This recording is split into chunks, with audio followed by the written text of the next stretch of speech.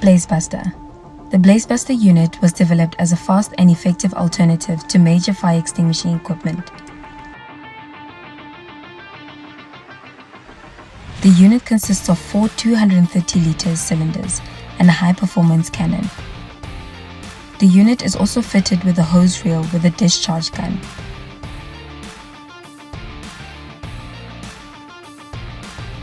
The Blazebuster cannon and gun can be operated simultaneously.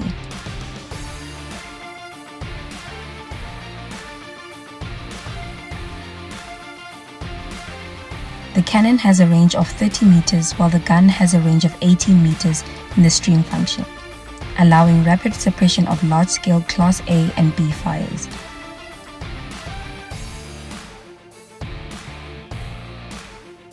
The mobility of this unit mitigates any time delays that would otherwise be experienced by conventional fire trucks.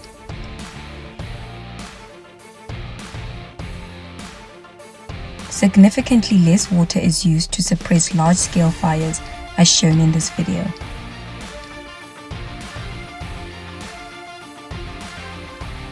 The fire shown here consists of 500 liters of jet fuel and is easily extinguished in a matter of seconds.